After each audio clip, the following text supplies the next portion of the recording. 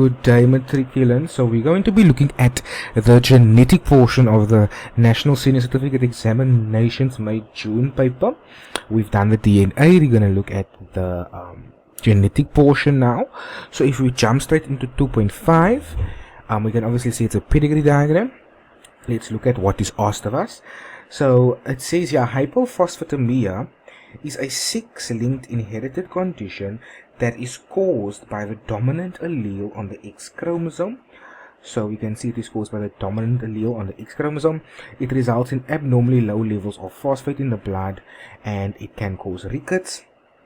The recessive allele XH codes for normal phosphate levels. The pedigree diagram shows the inheritance of hypophosphatemia in a family, in one family. So with that being said, let's just quickly do the pedigree diagram and identify what is happening in the pedigree diagram. Alright, before we jump into the questions. So if we look at the pedigree diagram, I just want to make a quick edit here so that you can see that this is for the dark squares and that is the dark circles. Alright, okay. So if we look at individual 1 over here, we can see it's a male with hypophosphatemia. So if the male has hypophosphatemia, the male will be X capital HY. Remember, because it is the dominant allele that expresses hypophosphatemia, and obviously the Y cannot carry anything, so it must be capital.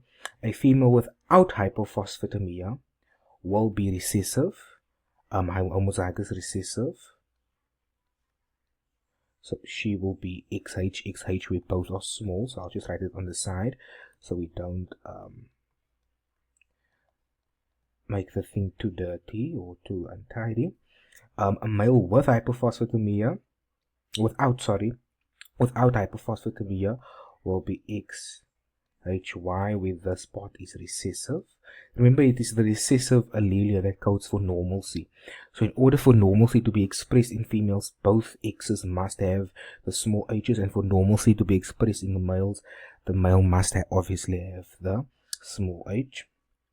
Then if we look at a female with hypophosphatemia, that female can either be capital small, because this, remember, this is the one for normalcy, but because this is the dominant allele that will mask normalcy, and therefore that female will have hypophosphatemia, or that female can just be homozygous dominant, right? So that these two females will have hypophosphatemia. This male won't have hypophosphatemia, that male will have, and that female won't have hypophosphatemia.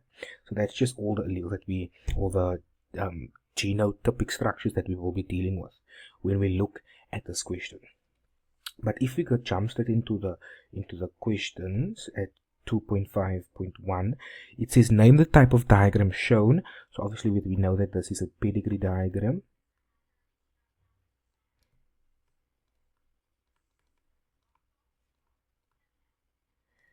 And it says as much to us over here, right? The pedigree diagram below. It also goes and asks the gonosome found only in males. Now, gonosomes refer to your X chromosome and your Y chromosome. So we know that in females you'll find both X's, and in males you'll find XY. And we know that the Y chromosome or the Y gonosome is only expressed in males. It is not expressed in females. And therefore our answer there will just be the Y chromosome. Don't just say Y gonosome. Y chromosome is fine. Right? The Y chromosome. State 2 effects of hypophosphatemia in humans.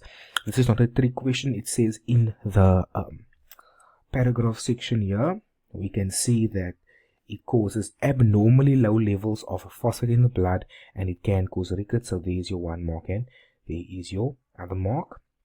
Simple, there's no trick to it. How many individuals in the F1 generation have hypophosphatemia? Now, how do we know what is F1, what is P1? P1, you think it refers to the parent generation.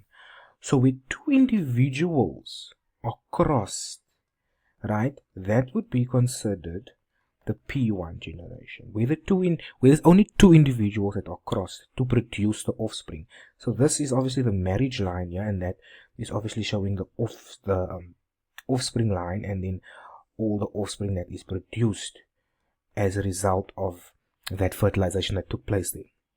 So P1 will always only have two individuals, always two individuals, and two individuals that are male and female. Remember, only male and female fertilization can produce offspring. So, and it's very important here. I just want to highlight something for us. So we must not confuse this here. This person here, individual 3, is not a product of that fertilization.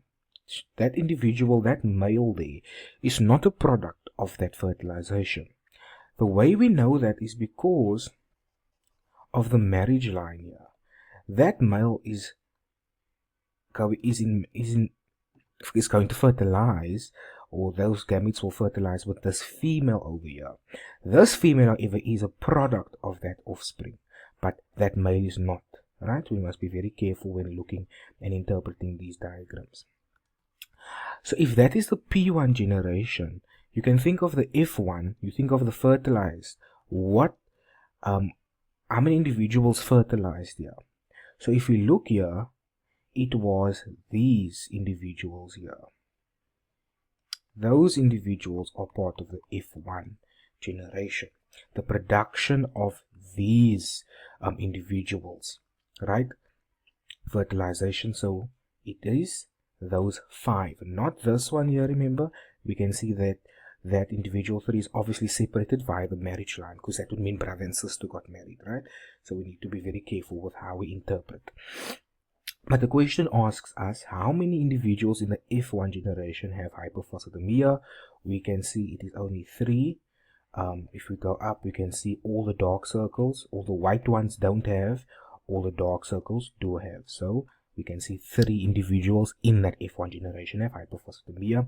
So just for the sake of explaining again, you'll have 2 individuals that are crossed, and the production of their crossing, the result of their fertilization, right? So they would be considered here, they would be considered the P1, the parental generation, the parents, and the F1 generation, the fertilized generation, would be the offspring, right? The result of the P1 fertilization that took place, right? So let's just understand that.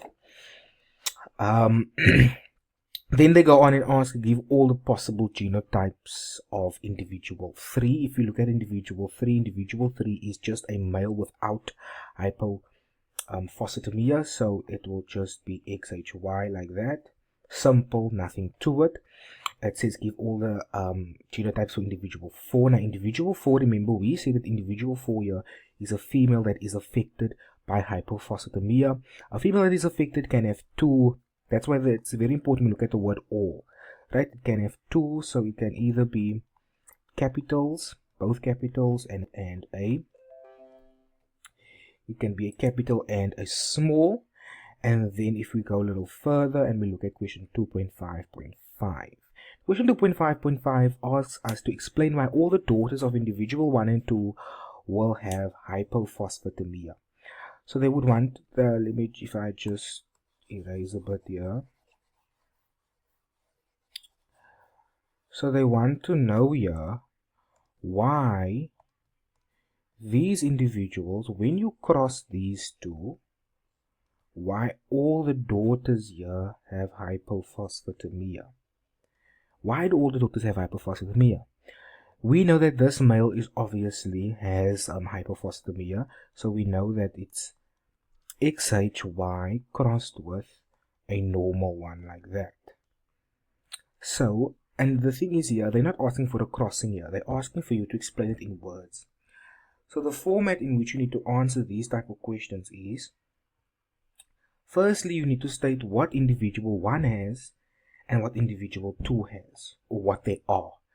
So I would personally go and say, I think there's a nice space here at the top. There we go. I would personally go and say, look, individual 1, right? Individual 1 is an affected male. First state what you know. Is an affected male, and the genotype is XHY. That's what we know about individual 1. What do we know about individual 2? We know that individual 2 is an unaffected female. Is an unaffected, I spelled that wrong, we move on. Is an unaffected female with a genotype, where the genotype is XHXH. Right, that is what we know. Now we need to speak about what is going to happen during fertilization, because that is how the daughters obviously are going to get hypophosphatemia. So what happens during fertilization? So first we want to talk about what does the father pass. So we know the father, I'm not going to write all this word, but the father passes on his XH chromosome to all daughters, right? And then what does the mother pass on? So the mother, or you can say individual 2, whatever works for you, or individual 1, individual 2, it doesn't matter. The mother passes on her XH chromosome to all daughters.